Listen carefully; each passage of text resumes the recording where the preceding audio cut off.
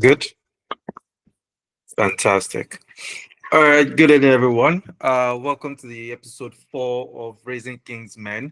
My name is Pelumi Olabi, as usual, and I'm so glad you're able to join by this time.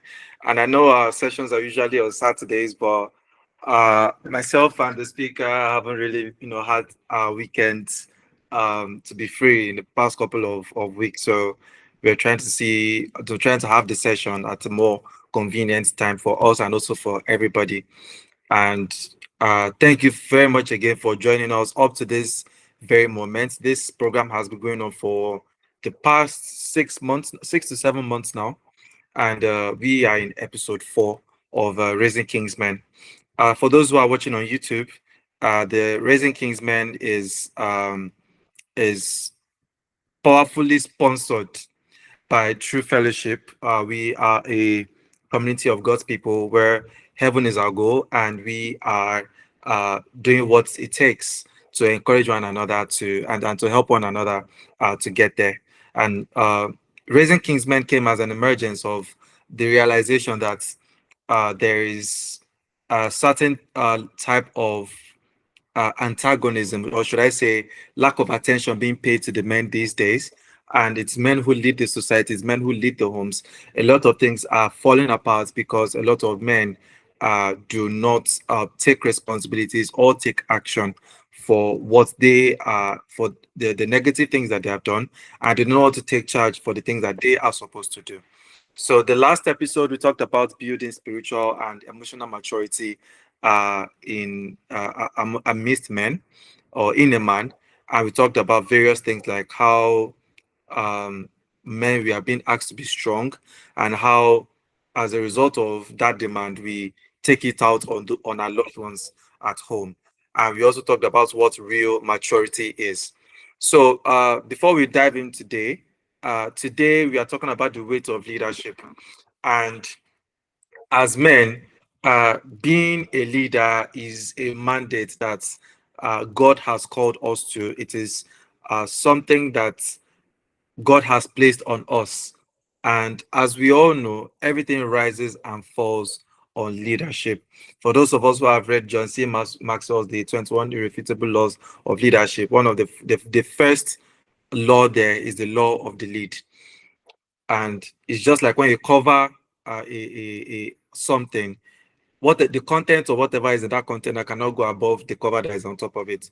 So basically, for every place that a man is the leader, basically it applies everywhere. But in the context of leadership that God has called man to be, a home cannot go above the leadership of a man. So we are here, and even though we understand this, it can be very, very, very heavy. And every man in this room we are carrying that responsibility, whether you are married or you are not married. For some, it's the pressure to provide. For some, it's the fear of failing the people who look up to them. And for others, it's just the quiet exhaustion of being the one that everyone relies on, even when you are tired yourself. And the world doesn't make it easy.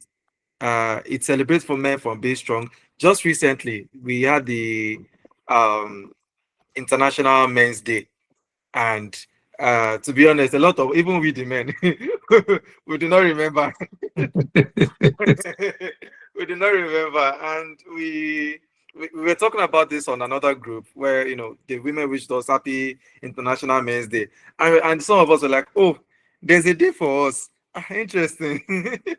And there's been this debate over the years that, oh, men do not celebrate themselves. That how can we now expect the world to celebrate us? I mean, why, you know, ask the world to celebrate something that you're not carrying on top of your head? And I have to explain that, see, our head is full.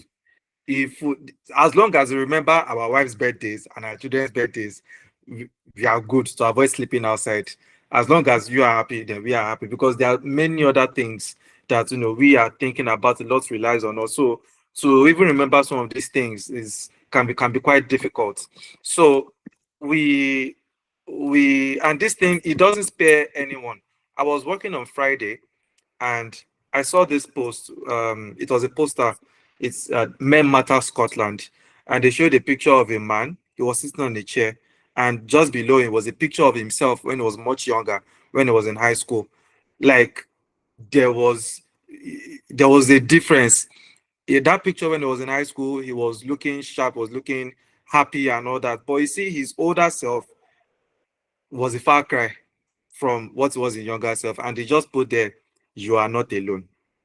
Because regardless of how you want to play this thing, you are not spared, regardless of whatever nationality or generation you are not spared. It will come for you. So it's a heavy thing. uh the word applauds leadership but really talks about the weight that comes with it. We don't really talk about these things so much. A lot of us are overwhelmed with societal expectations, and but very little of us actually say that there's really no safe space to talk about these things. So most men are leading alone. So that's what we are here to talk about in this session, and we hope that we'll be able to get answers to some of the thoughts that goes on in our heads. And one key thing that we are going to talk about, as time goes on, is on the issue of silence. We For men, silence is a I personally am beginning to embrace it nowadays, not because I want to, but because I just find myself gravitating towards that area. And I'm sure a lot of men also gravitate towards that area as well. And I hope that as we go on during this session, we'll be able to shed more light and create more awareness about understanding man, because even some of us, we even barely understand what is going on with us, and that's what this session aims to achieve. So we have our speaker as usual. We have Daniel Ogunjimi. Hi Daniel, how are you doing today? Hello, it's great to be here. Thank you for the preamble. You have really hit the nail on the head with what you've said, and I look forward to having an exciting and impactful discussion tonight with men. Thank you. Yeah, thank you very much. So without going into further details, there is there is this thing with leadership, what it actually is and what it's meant to be. And we know that as far as leadership is concerned, we always have to go back to the one who actually uh gave it to us in the first place. And sometimes that can, while the command is direct, we can actually have a hard time trying to, number one, understand it, let alone even execute it. So what does it mean for a man to lead? And doesn't leadership entail getting things done at the cost of shoving emotions aside? Because to lead effectively, it feels like something has to give. So what does it mean for what is leadership, and what does it mean for a man to lead in the context that we are talking about? Wow, I will define leadership the way someone defined it a long time ago, and it stuck with me. It's said that leadership is taking people from where they are to where they need to be. And upon arriving there, they all said, "We did it." So, in sum, that's essentially what true leadership is, taking people from point A to point B. And at the end of the day, they do not feel dragged along. They do not feel like they have only done this because this man has asked them to do it. But at the end of the day, they feel like they have been able to hone that process and are able to arrive at that safe destination feeling like they actually fully participated in the moving from point A to point B. If you are able to achieve that, then you are a true leader, and that's what really leadership is. It was John Maxwell who also said that anyone who is leading with no one following is simply taking a walk. I think I read it in one of his books. Uh, I don't know whether I was quoting someone else because it also sounds like Mark Twain at the same time. He is known to make those kinds of statements. But anyone leading with no one following is simply taking a walk. So, what does it mean for a man to lead? It is to have acquired the skills, to have the attitude and the knowledge required to be able to take people, whether that is even yourself as an individual your spouse, some people who work under you, or just younger ones from where they are to where they need to be, and upon arriving there to feel like they all did it themselves. Yeah, that is what it means to lead. And does leadership mean getting things done at the cost of shoving emotions aside? Not necessarily. In fact, I believe strongly that it is the contrary. If a person is leading and they are unable to bring passion into that leadership, they are unable to express emotions or express vulnerability in the way they lead, they are not leading, they are just essentially ruling or commanding or creating another problem around which a whole movement has been created, where you find people today fighting what is called patriarchy, as the case may be.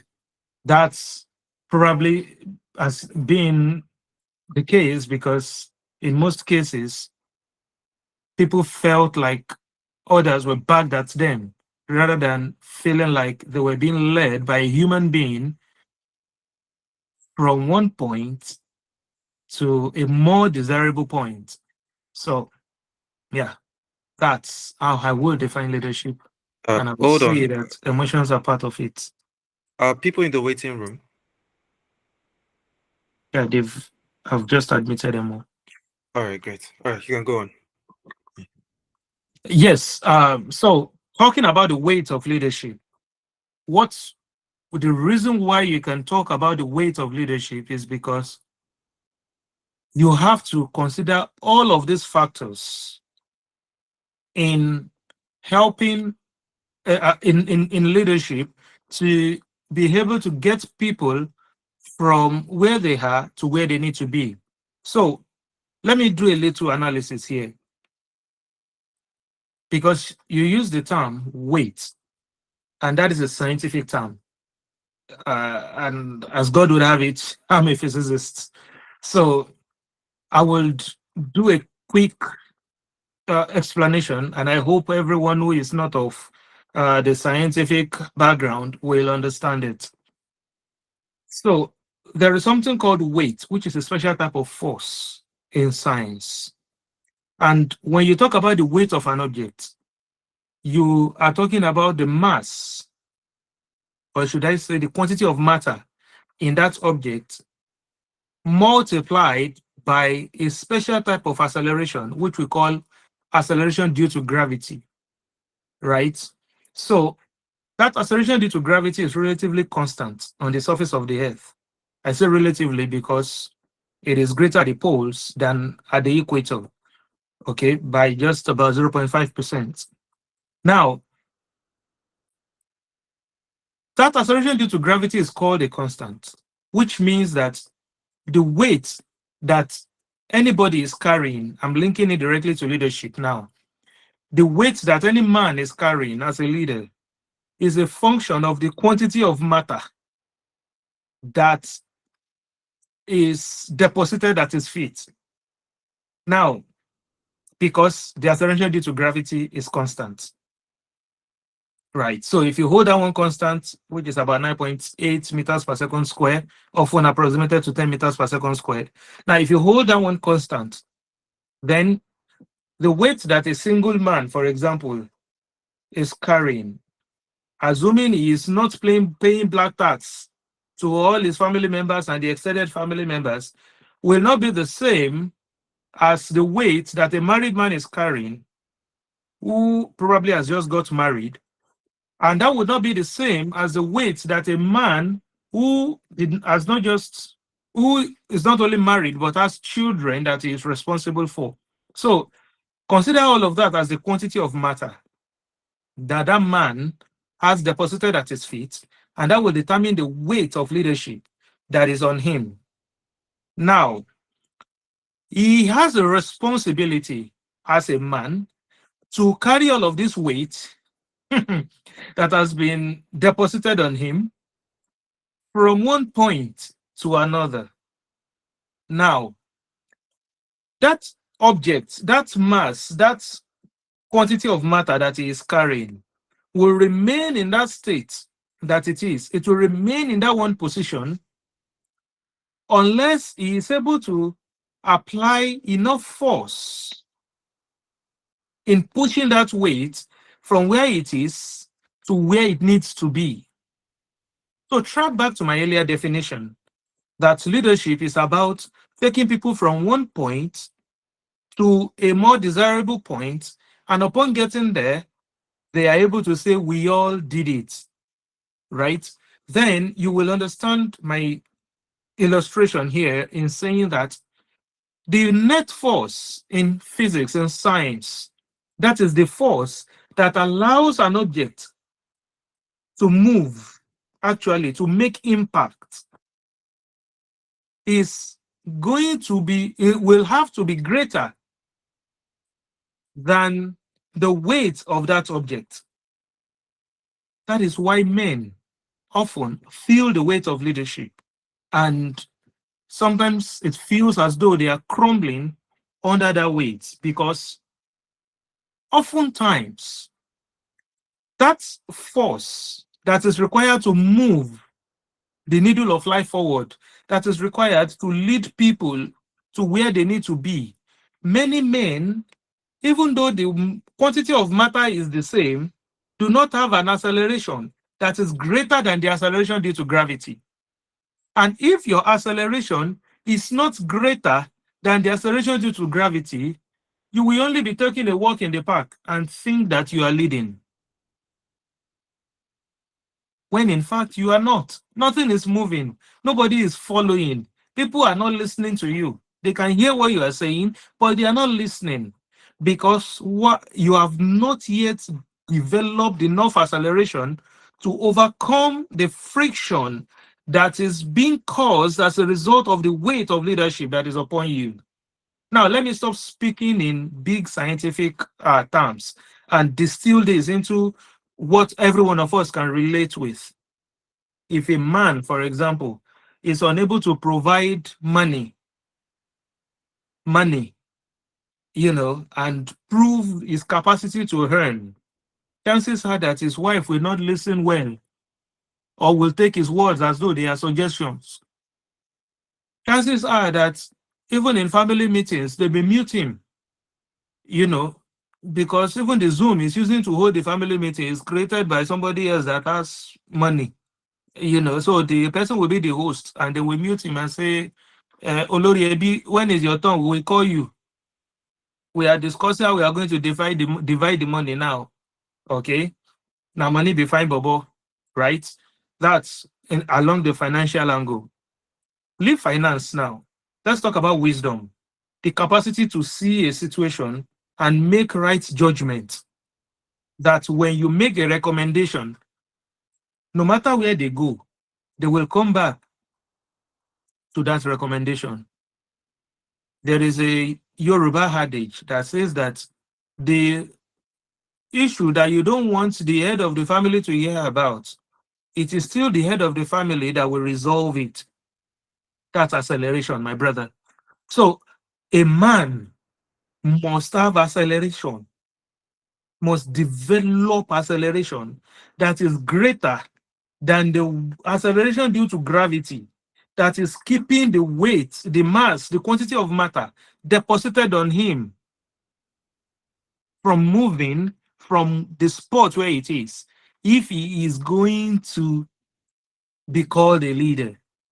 So hopefully, as we proceed in this discussion, we will now begin to look at that acceleration and how, as men, we can build that acceleration. And let me tell you this, our emotions are an integral part of the acceleration we need to be able to move the weight of leadership on us from where it is to where God wants it to be.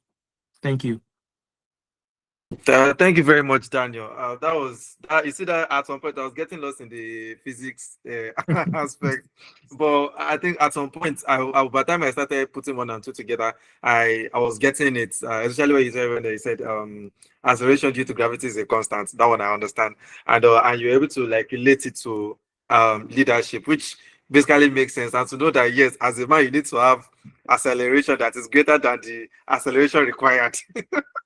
Yes, because really, and you know, when you ended it with that thing that you said in the end, I will say to you, Yoruba because it's sweeter. Only ọ̀rọ̀ tó bá ní pé kí bàbá má gbọ́, bàbá má gbọ́ last ni. That is Bàbá ló Baba máa that dá is sí. wise. Wise, yes. Mhm. Yes, because they have to see you as someone like that for them to be able to bring it to you that, okay, this matter gets there, okay, who can we take it to? And is the man that actually get it sorted.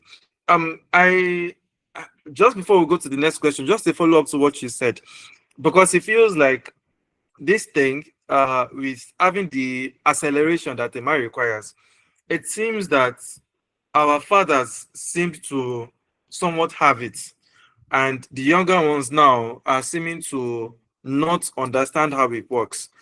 Do you know what caused that sort of disconnect between then and now? Hmm.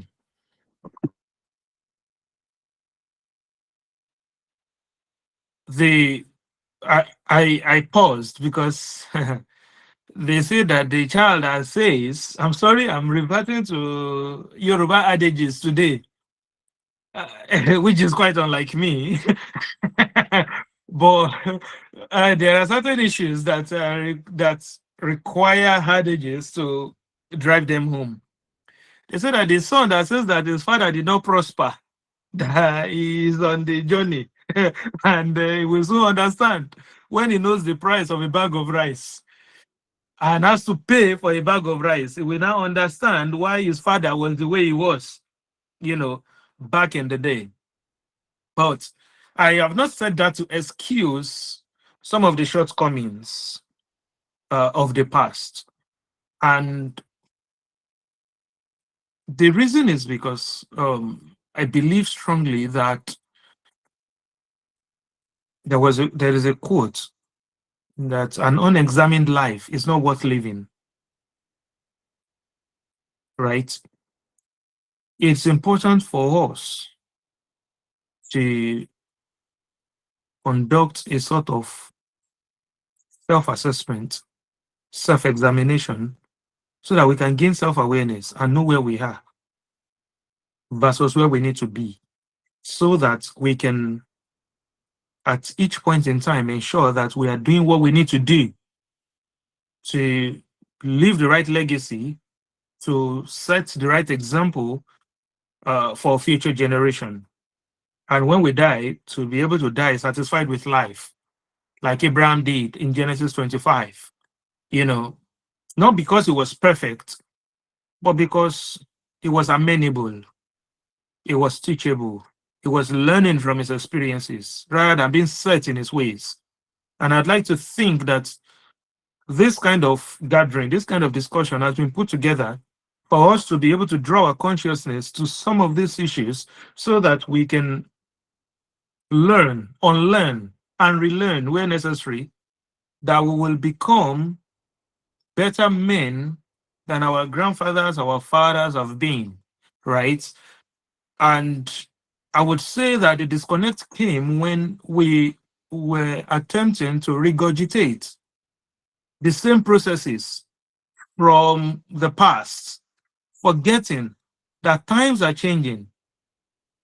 And we need to be like the men of Issachar, who understood the times and knew what Israel needed to do at every point in time. And the Bible says their brethren were at their command. So that is where I think the disconnect came from. There was the mounting pressure and the failure to admit that pressure was mounting. Rather, many men, unfortunately, reacted rather than responded to the mounting pressure. And usually, it is the important things that go whenever there is pressure. We are responding to urgent demands, urgent needs, failing to realize that some important things will not shout for attention, but they need our attention. So for me, I would say that is where the disconnect came from. And we started going through the motions without stopping to think about the impact we are making. Started taking a walk in the park and thought that people were following when no one was following. So that's how I would answer that question. That's really deep because it calls the attention of a man to focus on what is there and what is there but you cannot see. And it's almost let me just stop there.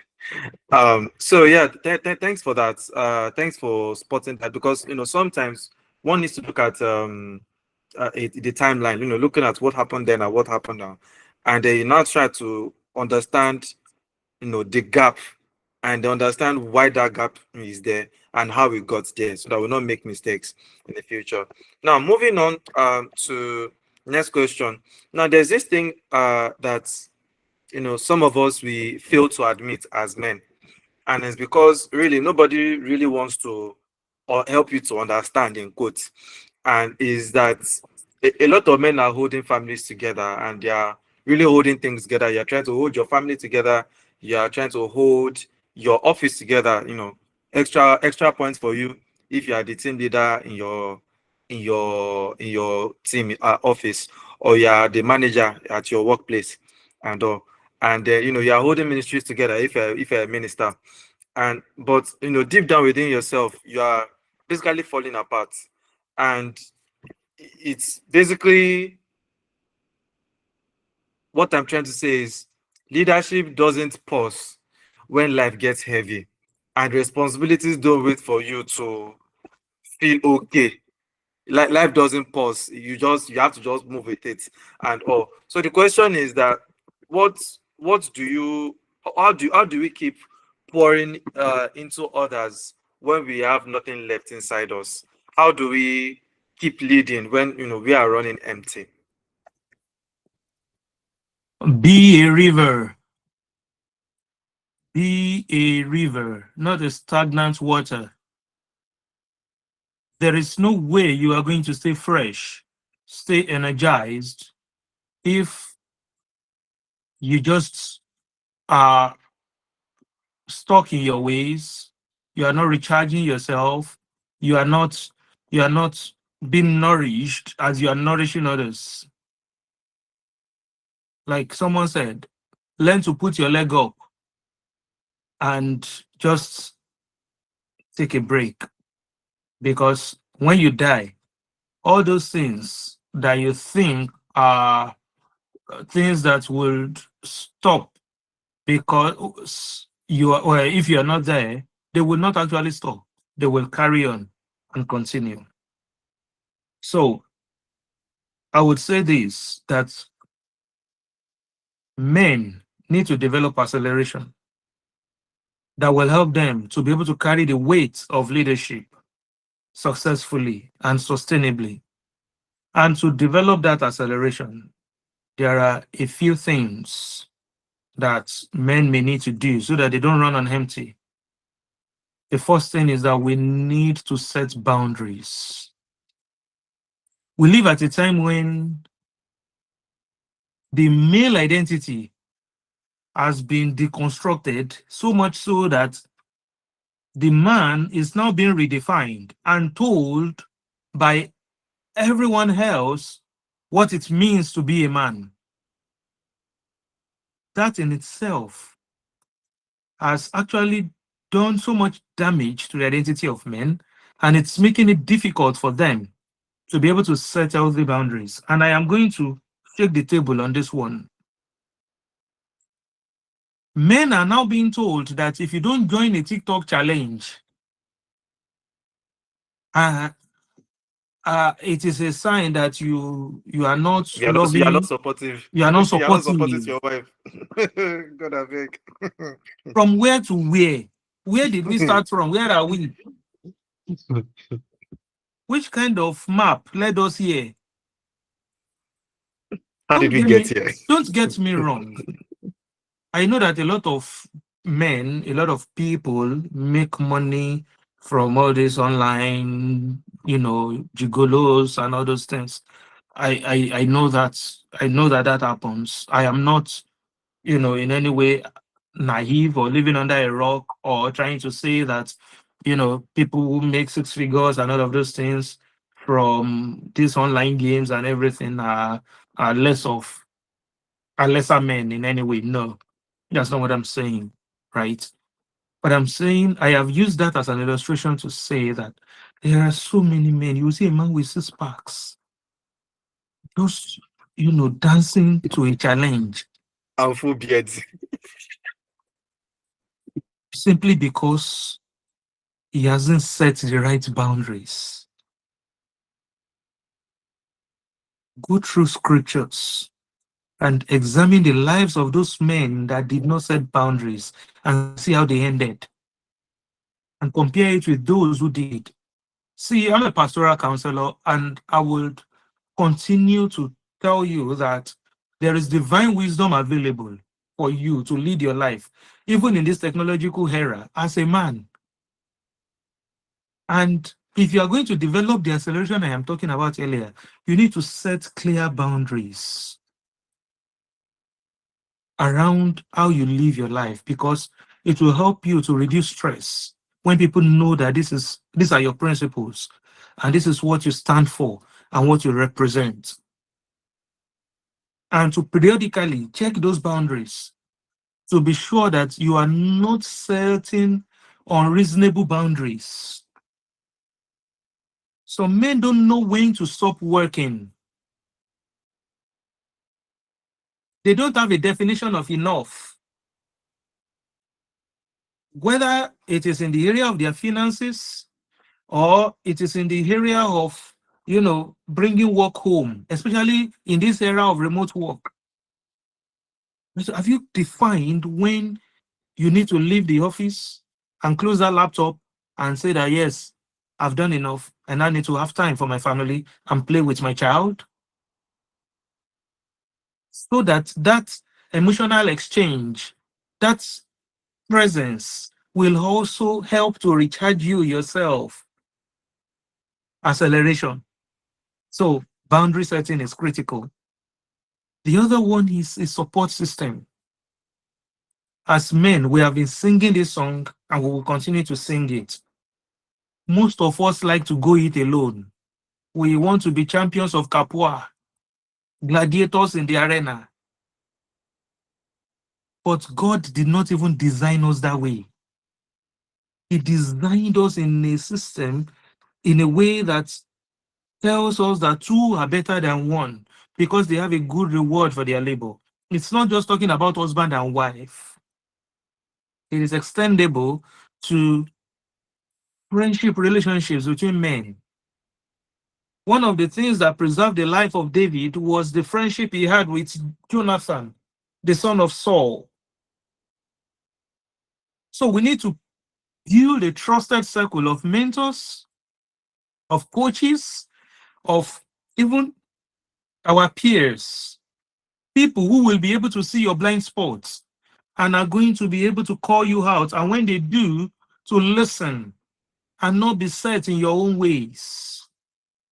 That's critical. Because that is how you will refill emotionally and not run on empty like you've asked. That is how you will be able to take perspective. Because isolation is going to slow you down and it's going to breed loneliness. And that is how you end up running on empty, or you fall into certain addictions that you will now have to fight your way out of because you have not built a support system. And sometimes when we even create these support systems, we don't even have time to go to Cornwall and just say, this weekend, we are having a men's gathering where we want to recharge and charge ourselves to continue the work that God has given to us. Because part of the weight we carry is the weight of ultimate accountability. At the end of the day, the buck stops at your feet. If you are leading a woman, if you are leading an organization, if you appointed a leader, probably in church, ultimate accountability falls to you, and you will give account. And the one who has given you this responsibility did not say that you cannot rest, did not say that you should not have support system. In fact, it is recommended. He calls it discipleship. Even Jesus at some point told his disciples and said, come apart and rest a while.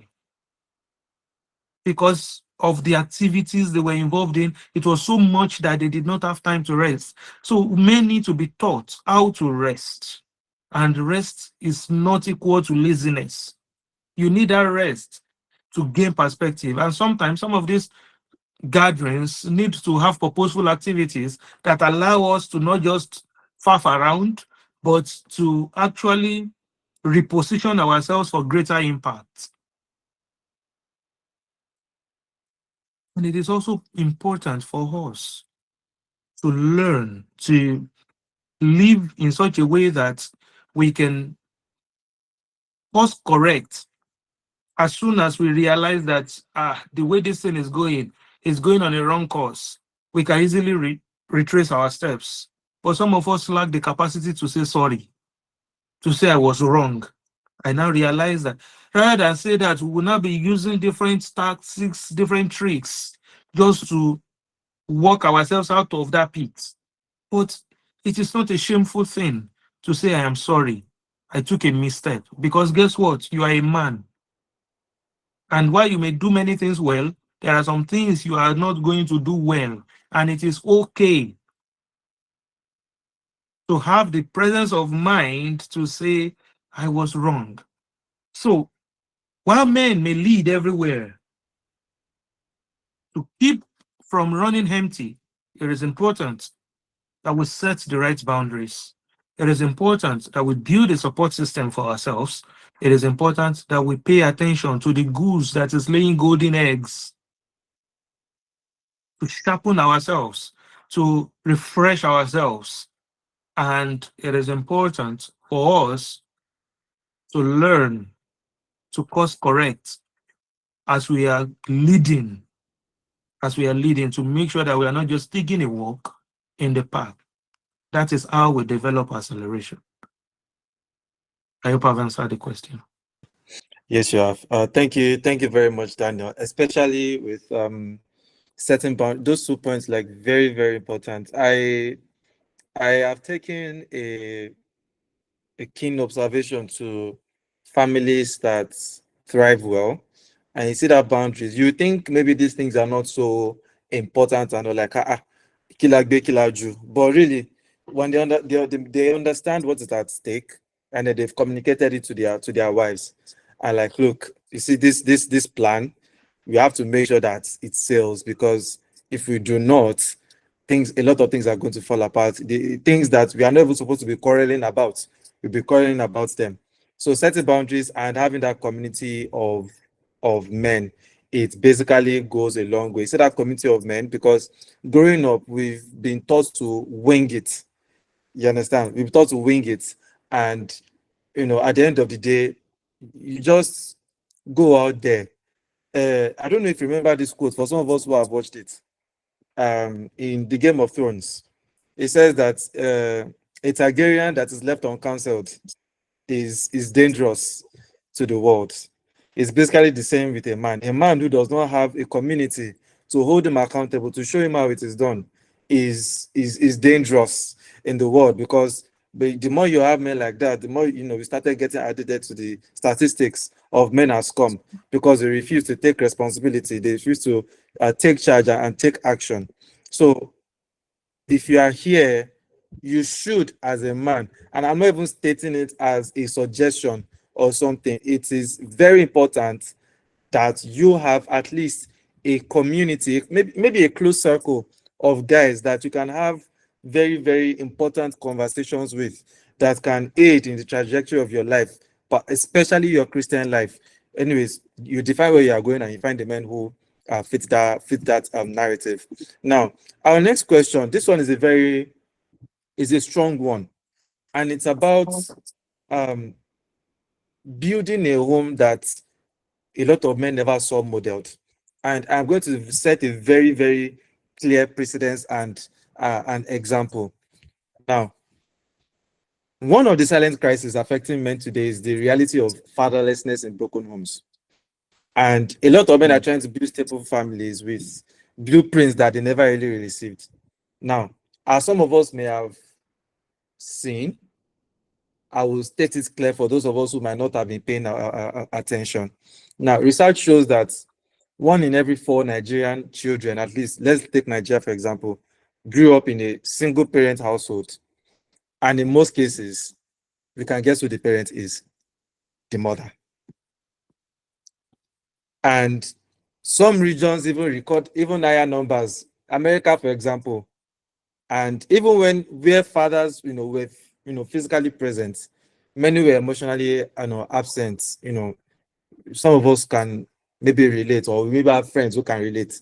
Is that the father is silent, is distant, or is the provider only father? Once I send you to school alone, I think I've done my job. And the research further shows, in UNICEF, that children who grew up without healthy father involvement are 2 times more likely to struggle with emotional regulation. They are more likely to develop anxiety or anger issues, and are less likely to have strong models of healthy relationships in life. So when these boys become men and and are handed leadership responsibilities like a child, a marriage, a wife, without having to see what a healthy home looks like, it basically boils down, it causes a lot of it wreaks a lot of havoc in the society. Now, I would like to cite a book before I ask Daniel to address this. I was reading The Point Man. If you're a guy here and you have not read The Point Man by Steve Farrar, I am going to, in the next mail I send to you, I'm going to insert the file in the mail so that you can go and read it, so that you understand that the moment you decide to, in fact, it's not even the moment you decide. So far, you're a man, the enemy has declared war on you. And believe it or not, he has a game plan for you. It is not he tempted you once or something. He has a 20-year game plan for you for as long as God allows you to live. And he's waiting. And that's how the Bible described him, as a roaring lion, seeking who to devour. He's roaming around to see who to catch. Now, it's Steve Farrar's book. He stated somewhere, and he said this. He said that, he said, the median age for divorce is 34 for men and 30 for women. 1 out of 2 marriages end in divorce. In 1960, out of every 10 households, 1 out of every 10 households was maintained by a woman with no husband present. In 1996, 2 out of every 5 households was maintained by a woman with no husband present. Tonight, as at the time he wrote the book, enough teenagers to fill the Rose Bowl, Cotton Bowl, and Orange Bowl, and the average Super Bowl will practice prostitution to support drug addictions. 1 million teenage girls will get pregnant out of wedlock. 500,000 of those girls will abort their babies. And 60% of all church-involved teenagers are sexually active. Every 78 seconds, a teenager in America attempts suicide. And that is just in America. Now, he went on further to say that the model of manliness, it becomes a pattern for the next generation of boys. And said, this is where we now have situation where millions of children do not know and will never know what it means to have a father. More poignantly, they do not know anyone who has a father or is a father. Read that last line again. It's not who is a husband or who is a man, but who is a father or who has a father. Bottom line, a lot of children are fatherless. Whether the father is dead, whether he's absent, or whether he absconded or anything. And as I was reading that book, these things add children to the casualty list. And while I was reading that book, a friend had just told me at the time that her parents were separating. And I couldn't help just try and wrap my head around it, that my friend is going to be part of the casualty list. So how, for those who, I would like Daniel to address this bit, to let us know how serious this matter is, and how we have to do what we need to do, especially for those who came from broken homes. How does one lead a home when you never really saw it growing up? How do you never saw the model? How do you get through it? And before you answer that question, you can, do your best to address the matters on ground. Thank you. You have really opened a can of worms. Or shall I say the Pandora's box? In the 48 Laws of Power by Robert Greene, I think it was Law 42, where he referenced the Bible statement that says that smite the shepherd and the sheep will scatter. Yeah. That statement holds true till today. In fact, it was the devil's attempt with Jesus Christ, not knowing that there was a grand plan, there was wisdom that was beyond his own wisdom, thinking the death of Jesus Christ would put paid to the salvation of mankind. And it was part of the plan, but he did not know. He did not know that he has been factored into the whole into the plan. Yes. Yeah, by the master planner himself. So, and ever since then, he has turned his attention to those that have been divinely ordained to provide leadership in every sector and every sphere of life. And that's men, right? Men have lost not just the capacity, but the will to lead. Most men, based on the statistic, the damning statistic that you have shared. And it's also palpable. If you do not even read all of the statistics, you just need to step out onto the street and you would see the reality. So what do we do? How do we return to the blueprint and save the situation? Every boy child is going to grow up to be a man, and is going to have to lead in one way or the other. And the only answer to that problem that I know of is discipleship. It's discipleship. And when we say discipleship, it's a biblical term, but it's been broken down through the years into terms like mentorship, into terms like development coaching, right? And, several other modern descriptors that has been given to it. Okay, so if we want to turn things around, if you did not grow up with a male figure to lead you, to show you what leadership is about, then, and you are conscious of it, you have taken the first major step to even become self-aware enough to know that you lack that example. Now, the next step is to actually ask for help. There are so many things as men that we did not know and learned and now know. For example, whatever profession you may have today, whatever field of endeavor in which you may find yourself today, you have to actually acquire the skills to be able to do what you are doing. And you needed to submit yourself to someone's leadership, to someone's tutelage, for you to be able to acquire the skills that you have acquired. Leadership is also something that can be learned. Some say leaders are born, not made. Some say leaders are made, not born, right? I say that leaders can be both born and made, right? It's some people may have that natural tendency ingrained in their DNA to want to lead, but they still need to go through training to be able to refine themselves and make sure that they become that fine leader that people want to follow. So, as a man, if you did not get that example growing up, it's a good thing that you know that your parentage, your heritage, it has that flaw. Then you need to seek out men who can forge you into the kind of man that God wants you to be. And you have to be intentional about it. You have to take it the same way you will take uh, acquiring a skill to make money, 6-figure salary and the rest. The same way you would make wise investment decisions. The same way you would, pursue any endeavor in life.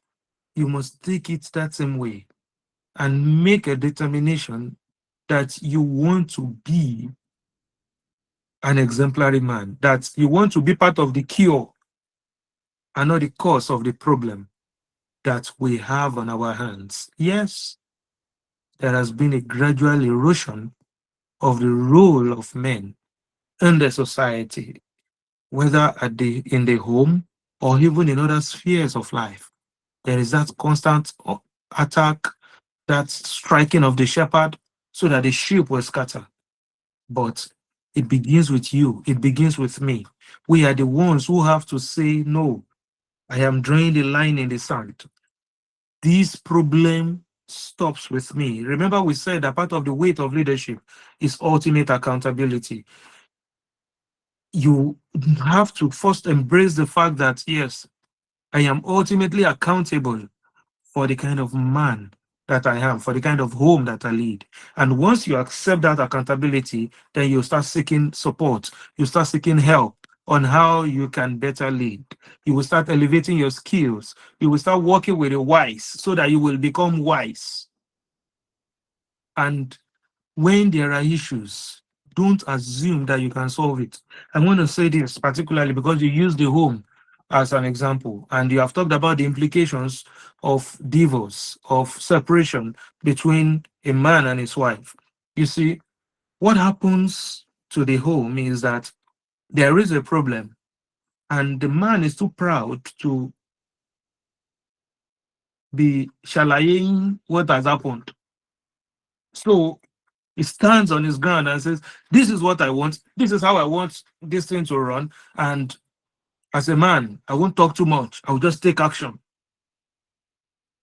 That's foolishness. Plain and simple. Foolishness. Because we assume we know everything there is to know as far as leading the home is concerned. Something you have never done before. It's not like you have had 17 marriages and now you have gathered enough experience to know how to run it. But somehow, somewhere, somebody warned you not to allow third party into your marriage, and you did not define what that third party is.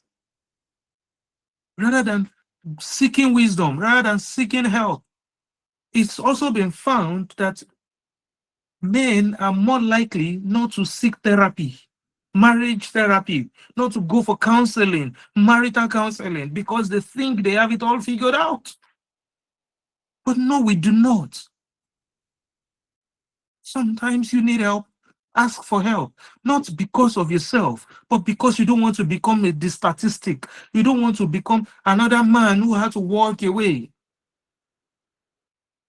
simply because he couldn't lead effectively. And I know that some people have it really tough, that they are dealing, because the Bible says that it is better to stay in the corner on the attic of a house than to live with a quarrelsome woman, because it fills the whole space with a quarrelsome spirit, right? So if for the Bible to say that, that tells you how serious it can be sometimes. But notwithstanding, to whom much is given, much is expected. And then you know that if this is a generational course, if this is a repeating pattern, then it stops with me. And I think that's why programs like this have been put together to actually draw a consciousness to it and to say, okay, at the end of this program, do you want to read that book? If there are men that you cannot see physically and they have written something that is of value, do you want to study it and, try some of the wisdom you gain in it from from this call, I can see on the call some men of repute that you can hold and say, please, I need help. And even if they are not readily available, they may be able to signpost you to people, to places where you can get that help. And by doing that, you will begin to not only heal from your past, from your childhood experiences, however adverse they may have been, but you will now begin to take a different path, a path that leads to you taking up that mantle that God has given to you and making sure that you are present in the life of another and you are able to guide them in the way that they should go. They may stay on that way or refuse at the end of the day, but at least you will know that as far as it lay within you, you did things differently.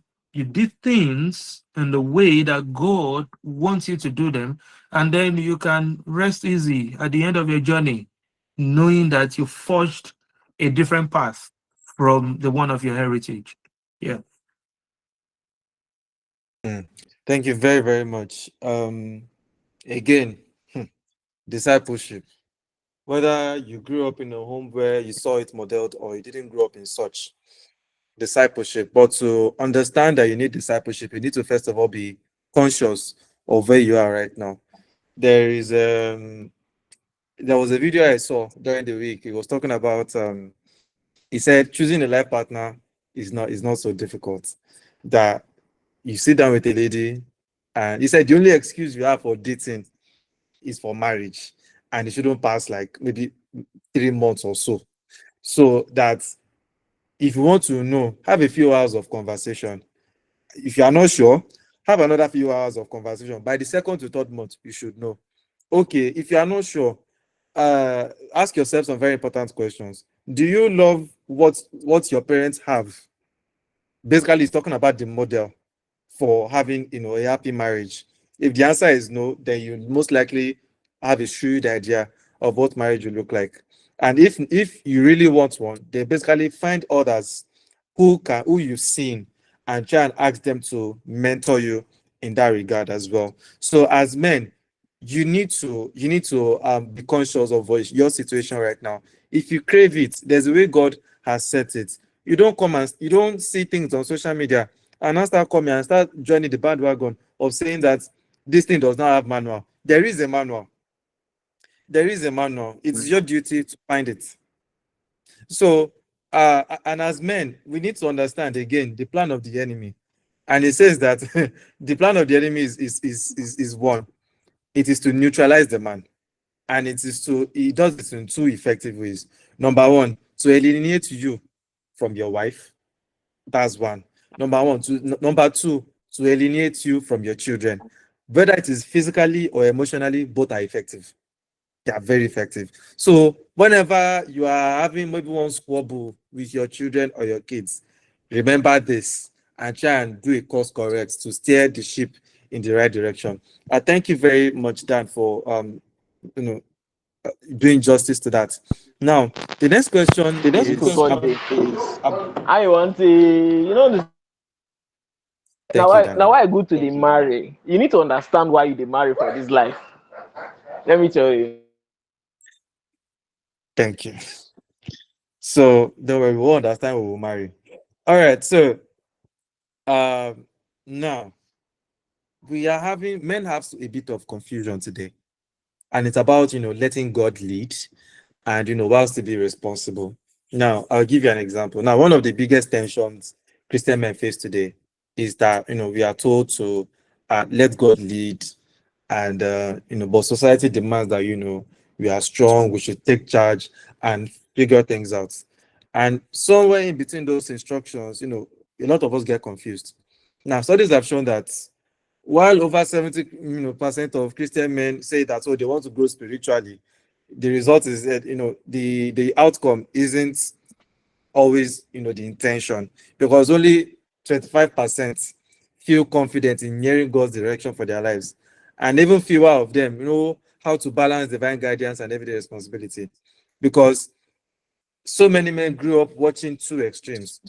Now, Some men grew up in homes where they had fathers who prayed, but made every decision by force.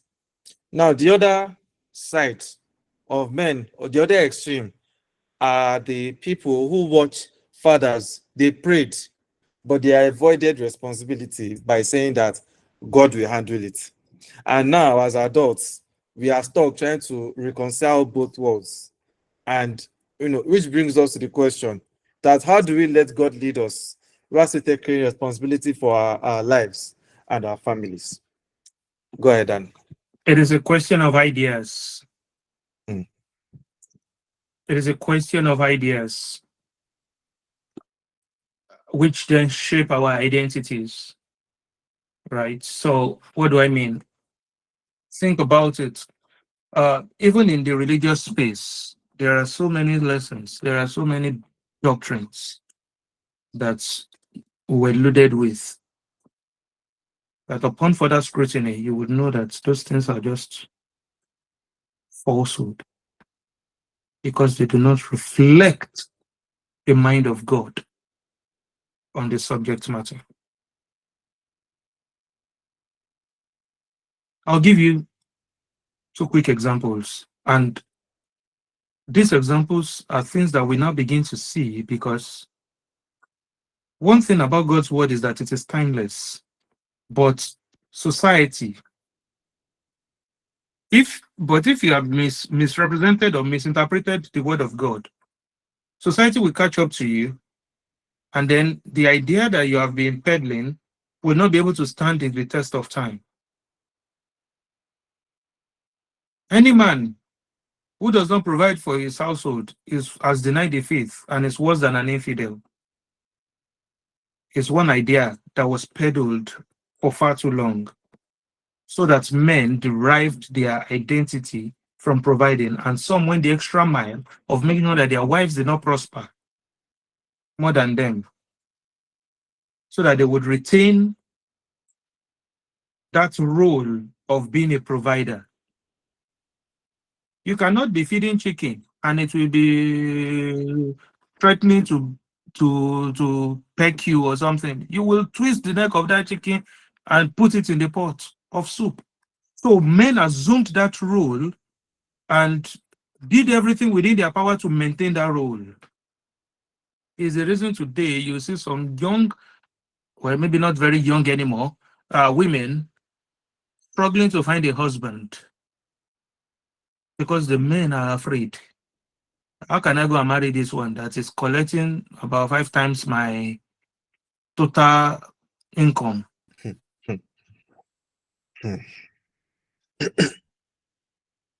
So I want you to mark that, because it is part of the problem. It is one of the ideas that we saw, that we were taught. But upon further scrutiny, we realized that that is not what that passage is saying.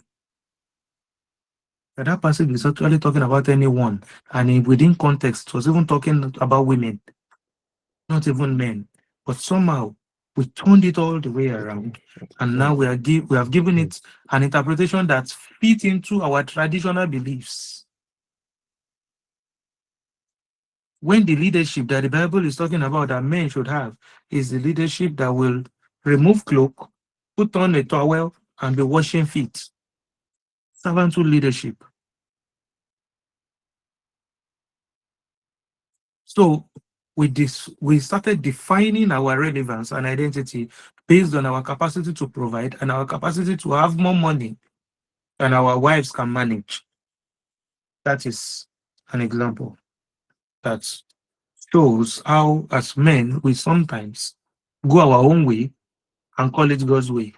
So we think God is leading us when in fact we are the ones pushing our own agenda, and we are looking for scriptures that we would twist to fit into that framework.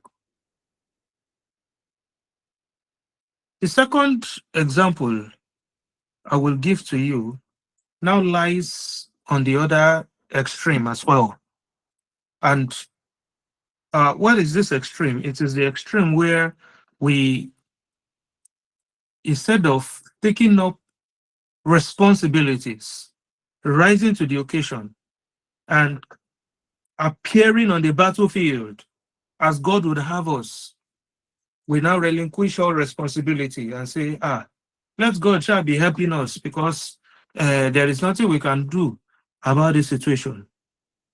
When as a man, you have been called for that purpose, to stand up and be ready to be crucified, if need be, for the cause of truth and for you to be able to save the lives of many.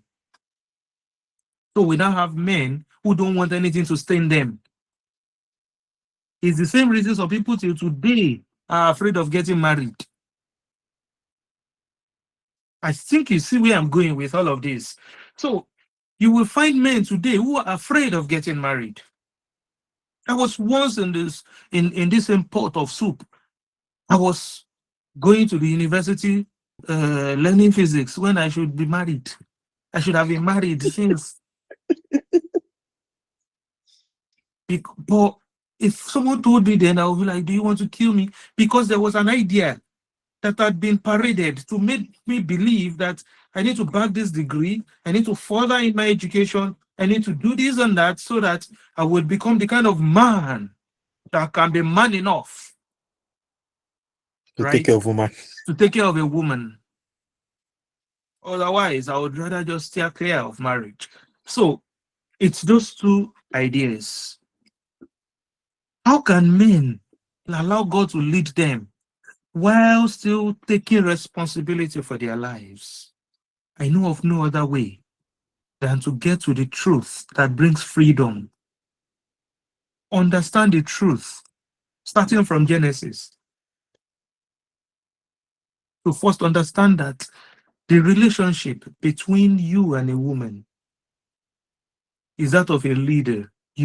God has placed you in the position of a leader, and she is not someone that you are supposed to make obedient, but she is someone that is supposed to be submissive to you and to look for the kind of woman that is going to not check her brains at the door, but at the same time be willing to submit to your leadership because she believes that you have the wisdom of God guiding your decisions and you are not just using Bible to enforce tradition.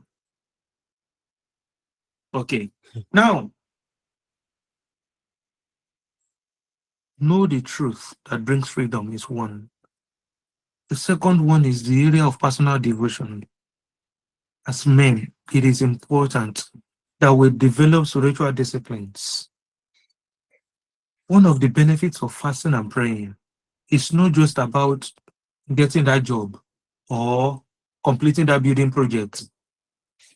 It's also about gaining clarity of mind and remaining focused on the vision and the calling that God has given you, the mandate that you are to fulfill, and recharging yourself for that mandate. It is for these reasons that we saw our Lord fasting and praying. Not the utilitarian form of religion that we see being peddled today.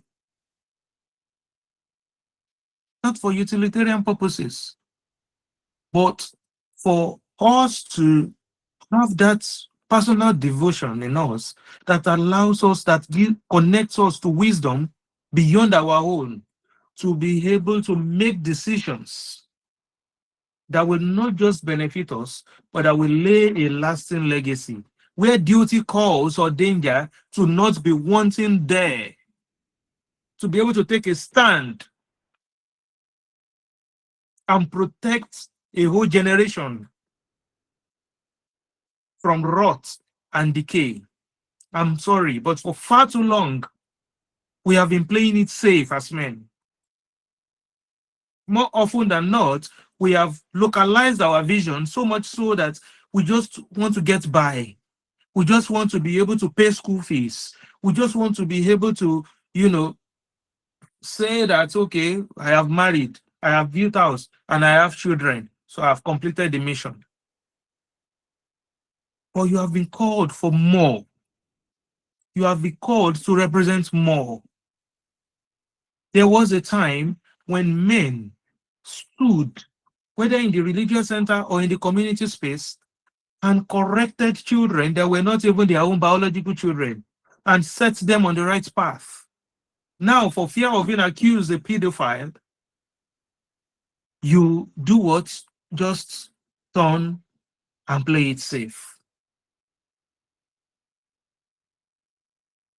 So, this is a clarion call for men to become the kind of accelerators that will move this weight from where it is to where God wants it to be. We need to not only elevate our skills, we need to begin to collaborate with one another. We need to begin to become accountability partners with one another. And we need to start using that leverage that we have to get ourselves to get where we need to get to. But guess what? The only way that would happen is if we are able to submit one another out of reverence for Christ. More often than not, I put it to all of us that as men, we are opinionated and we call it being principled. We do not want to defer to superior argument or listen to somebody else tell us something. Once somebody starts bringing ideas that are contrary to, your thought process on a matter, what do? You stylishly avoid them. And then you are only looking for people that will inflate your already bloated ego so that they will say, yes, you are doing well. But do you have a challenge network? People who call you out on some of the nonsensical things that you do. And are you able to absorb it and say, okay, I just this one. I know that, yes, I may have this tendency. So if we want to continue to enjoy divine leadership while still taking responsibility, these things must be present in our lives. Getting to the truth, living a life of personal devotion, building a network around ourselves of people that we know and trust to call us out when we are doing something wrong, and collaborating with one another so that where we need to be smart, we will not be using muzzle. Because by the time we are done dissipating that energy, we may have nothing left to cater to the other important things that we need to attend to. That's how I know. Thank you very, very much. Collaboration and liaising with others, taking accountability for your actions, and don't do as if you know everything, like for real. It goes a long way, and we need to ensure that what we see in the Bible, you can't say, oh, you are praying about this thing today, but your actions are different. Everything has to match. And once again, referring to what Dan said in the beginning, you have to be the man that has acceleration. That acceleration is very key. In fact, I have learned something new today. You can't, when I was reading a devotional about 2-3 months back, and he talked about dangerous prayers. And I want to link it to this point. And the guy who wrote it, he said that we have been made, or God is there, he has created us, and we have been made to request for things that's more than God. Provide for what I'm going to eat, provide for the house I'm going to live in. All those I'm not saying that those prayers are not valid, but when you look at the grand scheme of things, of what God wants us to do on this earth, you are going to move beyond those kind of prayers. For instance, the main purpose of we being on earth is for us to glorify God and to spread his glory towards the ends of the earth. Now, you can't do that if you do not submit to the authority of God, to submit yourself for breaking, let me put it that way, and to know that in everything that you do, that they are going through, God is watching you, God is with you, and that everything has a purpose. Now, bringing it down to this, when they say that when the purpose of something is not known, abuse is inevitable. When you do not understand your role as a man or a woman, you just tend to do anyhow. When you don't understand the relationship that you're supposed to have with you and your creator, you're just going to do anyhow. And if you understand your role as a man, you will know that it doesn't just stop as building a house, marrying a wife, and having kids. It's way more than that. And that's why if you are not sure, a community of men will help you in help you set things in the right direction. So also, as you're talking, there was a chapter dedicated to about boys, and a quote was written there at the beginning of that statement. It said that a boy is the only thing that God can use to make a man. It was said by Carl Farley. A boy is the only thing that God can use to make a man. And it's more or less saying that we need to protect and guide our sons, the boys, from a culture determined to pull them away from authentic manhood, from the way that God has set it. We need to go back to the roots. Like Dan said, you need to go back to Genesis and understand how everything first started. Now, moving on to the last question that we have for today before we start to wrap this up. How do I put this question? Where do we find brotherhood? Now, we have talked about creating, finding communities and all safe space for us. Now, in a world where we are expected to bleed in silence, how do we find this? And I know this is a place for us to find them, but we are very few. And some of us may be feeling like young, is it Elisha or Elijah? Oh yeah, Elijah. When Ahab had, slaughtered a lot of God's prophets, and he was feeling alone. That and I think he was just begging God to take his life at the time. Yes. And God showed him that I still have other people who have not yet submitted to Baal. Now, how do we find such people who share our conviction, who share this? Because now it's looking like all men, all we can think about now in this generation is how to make money. And now it's even worse than how it is that time, such that your worth is tied to money. It's as much as you are making an awareness of what it is or of these things, it is still out there. It is loud in the society. How do we not tie our worth to money? And I know you've answered this question before in our last session, but for the benefit of those who were not here in our last session, maybe you can summarize that, but that's just a part of the question. How do we go beyond providing financially? Because also there's the law of demand and supply. You want to marry, true, but the things that are saying now they're demanded by ladies. If you are not earning up to 1 to 2 million a year, per month, you don't deserve to get married or stuff like that. You now start to ask yourself, what is the fate of the common man? So how do we find these people, and how do we also help in shaping the standard such that when people are telling us this is what they want, we can also push back, using the truth? Thank you. You have asked a compound question. But let me start from where you stopped, by saying that again, it still comes down to men. This life is a life of demand and supply. I tell you the truth. Men are also looking for a certain type of women, and when you have your compass broken, then you create additional problems for yourself. Okay, so the first thing is you need to ask yourself, what are you exactly looking for? Because at the end of the day, it's not all women who fall into that category. What kind of woman are you looking for? Are you looking for someone who has not dealt with their own baggage? If you have dealt with your baggage and you are looking to marry, then you should be mindful so that you don't go and pick up someone who wants you to be the 2.0 version of her dad. So everything that her dad was not, for example, She will expect you to be that person. But you are also striving to attain to the fullness of Christ. You are not there yet. So you will fall from the mark.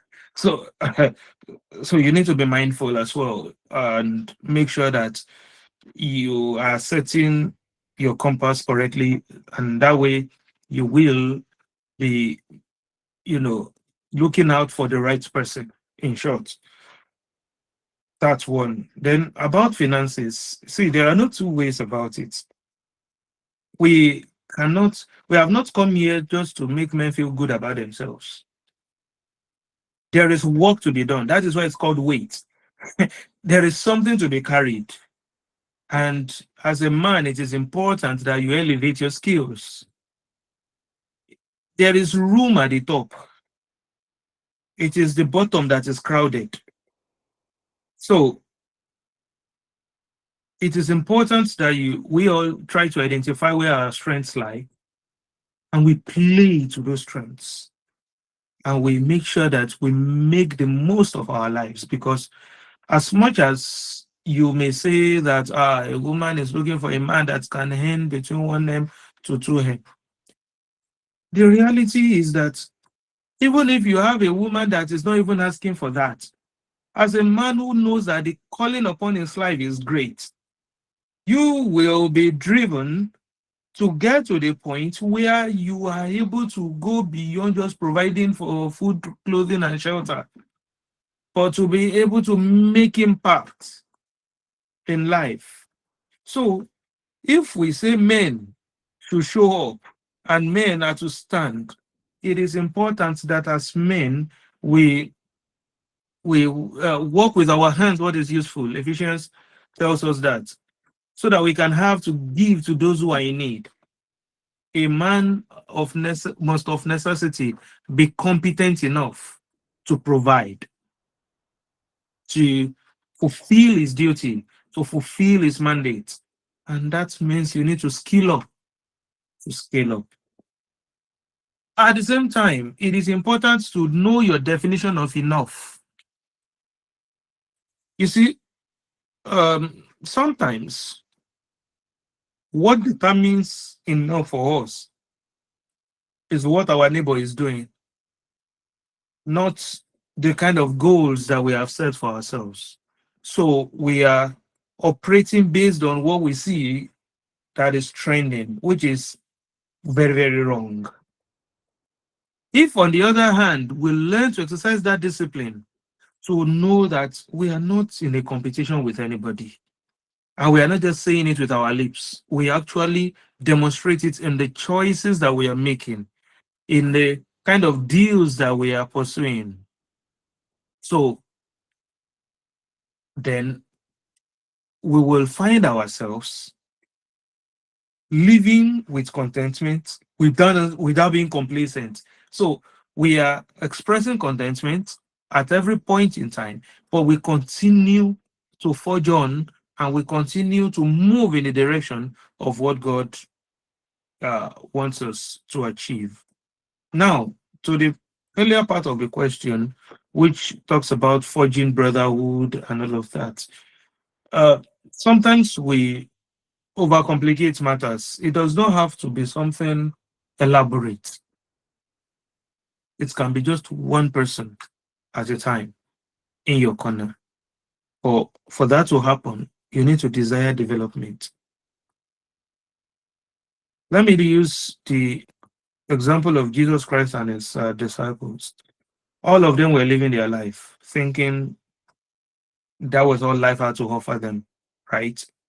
But upon encounter with Jesus, he said, "Follow me, and I will make you fishers of men." In other words, it was going to give them a greater purpose. It was going to put them on a higher level, as the case may be. The first thing they needed to do was that they needed to desire that level.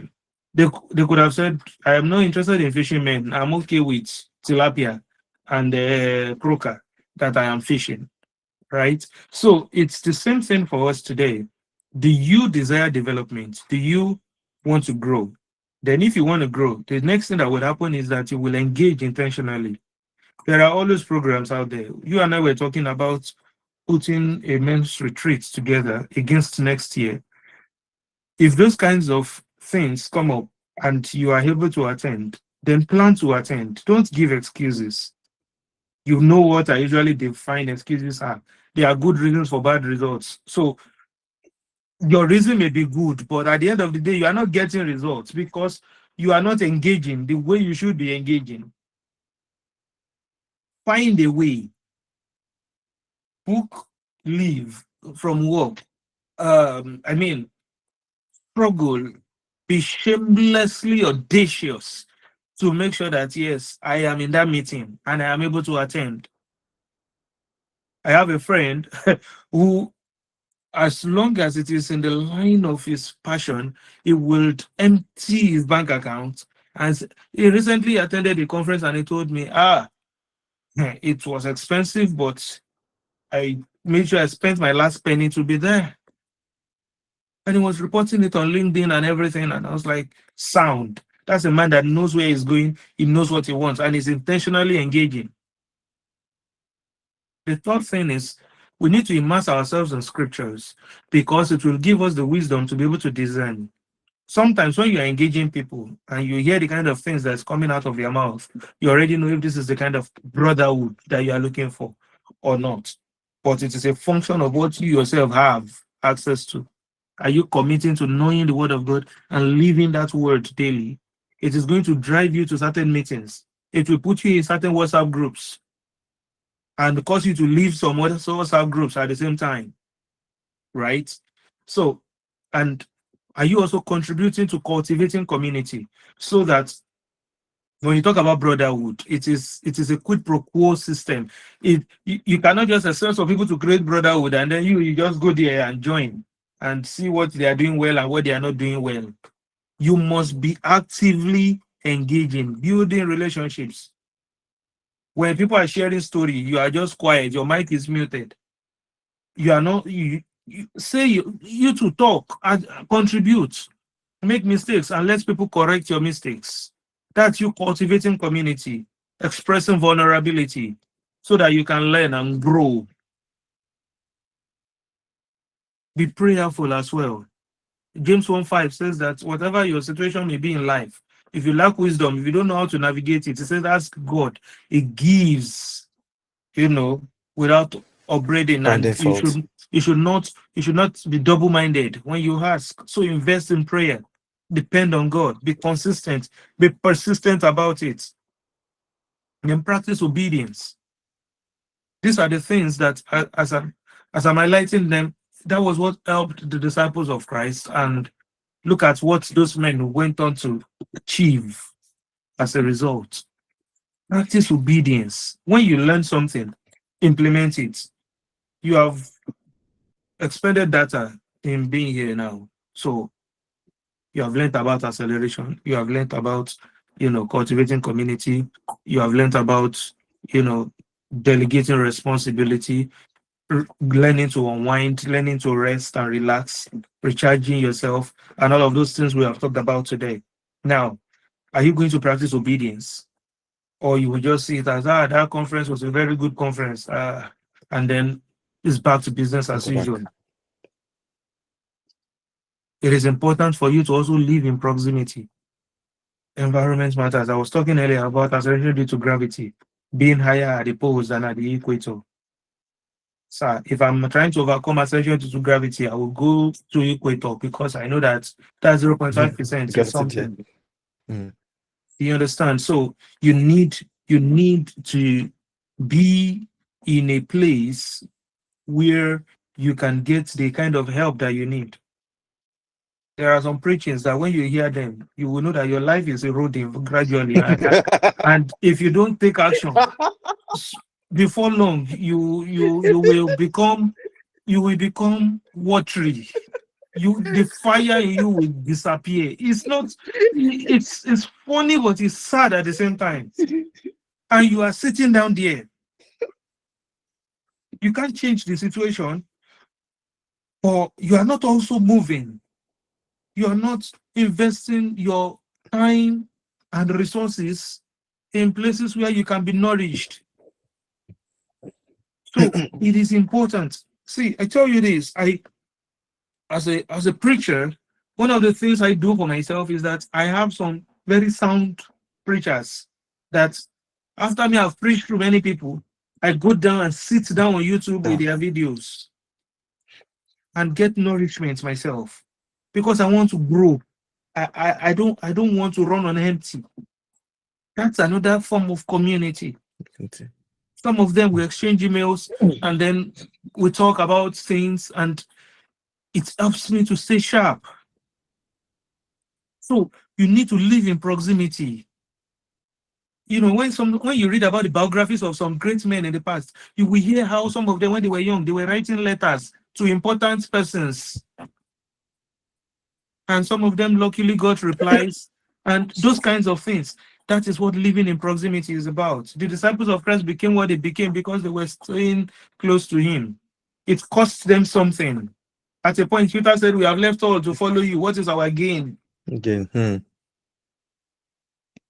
And he was reassuring them. Right? And it is important that you also learn to be part of something that is greater than you. Embrace mission. That thing helps. Nothing helps you to grow than that, more than that. I recently faced one challenge and I just smiled. You know, I smiled because I said, I may be young, but at a much younger age, I have dealt with problems more complicated than this. Because I have been thrust into a kind of role that was bigger than my age, but through training, through falling and standing up, I had learned. So when this one came up, I just smiled. I said, you're still a small boy in the list of things I've been through in this my short life. Do you understand? When you embrace mission, those are the kind of things that will happen to you. So put yourself out there and take on roles that have the potential to want to end your life. And that will stretch you. And it will stretch you, and it will force you to ask for help, and it will put you in positions that are uncomfortable because growth happens in the discomfort zone. So when you embrace mission, you take up courses. Okay, look at things. Somebody was at the Lekki toll gate in that year when they were shooting and was doing live. That's me. I was inside my room watching on my phone. That one has taken up a course that, went on to become something else. In the process, there's some people that, yes, they died. And it could have been you. But there is a quote that I stumbled on in my uni days, and it stuck with me. That it is better to win glorious triumphs than to live in that twilight that neither knows success nor defeat. Because you are afraid to try. One of my friends will say the secret to triumph is in the first syllable. Try. So embrace mission. And in doing that, you will find yourself accomplishing things, leading. There are things that will happen even in your domestic life that you'll be like, it should not be me that they will not hear that me and my wife are not together again. So you will not say, okay, we will die here and resolve this matter. How are we going to do it now? Because I can't leave you. And you cannot leave me. If you leave me, we will go together. So because how will I go and tell Pelumi now that I've said I'm not doing it again? With what mouth? So these are the things that will help us to actually forge on. And I don't want to sound sentimental because some people may be fans of other clubs, but Liverpool's anthem is such an emotional anthem that it says you never walk alone. No matter how bad things get, you are not alone. Not only is God with you because you have chosen the righteous path, you have chosen a good cause, you also have the community of people who will be there for you, who will help you when you are missing your way to get back on track, that it can't be you. So you have to put yourself in that kind of situation, and then as a man, know that this weight is carryable, and all you just need to do is become an accelerator. Become the kind of man that the people around you are not just micromanaging them or telling them what to do, but you are delegating decisions to them, you are focusing on the bigger vision, and you are at the same time being present, so that there is that balance to you that is admirable. And consequently, real will be recognizing real, and you guys will be coming together and building something. We are doing something now that is going to start. We are having the orientation program at the end of next month. It's called the Timothy Project. It's my newest baby right now.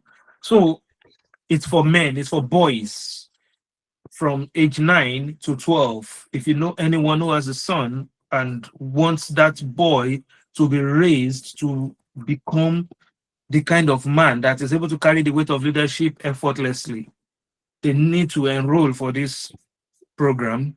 It's a project that's starting, it's going to run for a whole year, and then it keeps going year in, year out, and then we grow with them along life's path until they are 19, at which point we can tell you that any woman that marries this kind of man has made it in life. She should not just worry herself again. She has made it. So we want to start bringing intentionality to the raising of boys, because that is one thing that has been missing for many years, for generations, right? So we want to bring it back. We want to use technology. We want to, bring about intentionality. I don't know whether it was you I was telling that most of these seminars we are having now, we are just having it in hope that something will change. But most of us are dry fish. Sorry to say, to fold us is difficult. So, but these 9-year-olds, these 10-year-olds, 11-year-olds, before you close your eyes and open it, they are college graduates. And we want to start early with them so that they don't get a wrong impression of who a man is supposed to be. And hopefully the adults as well will one day sit down and say that, okay, is this method you are using, is it working? It's not working. Do you want to become the kind of man that at the end of the day, your children will be avoiding you? Nobody wants you nearby. Okay, you don't. So change your ways. It won't kill you. Instead, you will glorify God and you will show us that change is possible. And you will not, your life will not become an example for us to follow and say, if this man can change his ways, then so it means that something is possible for me as well.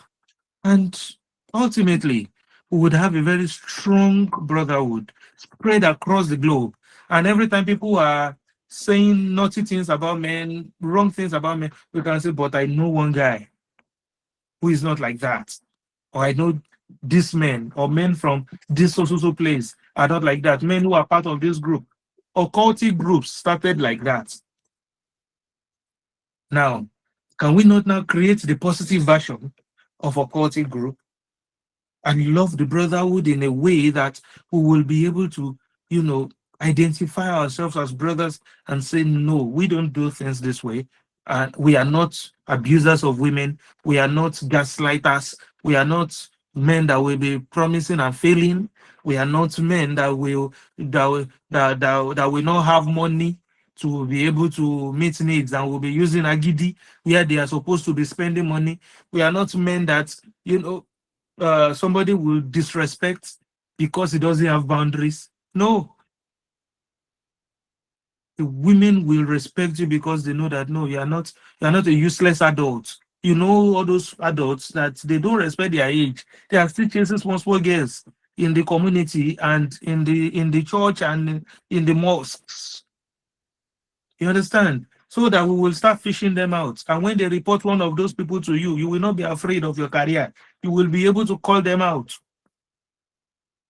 and say, sir, because there is a biblical principle to it. There are things you are not supposed to do publicly, but there are things that you are supposed to address publicly so that people will know that this is not an acceptable behavior. So I would want to pause there because I don't know if there are questions or thank you very much, Daniel. You have really said a lot. Something before we get to questions, something that came to my mind while you were talking was, sometimes I think I was asking my dad one day that But people will just come, they will come and be dropping their problems in front of you, this and that. And he told me something. He said that, he said, my son, better be thanking God that they haven't come to drop something at your feet.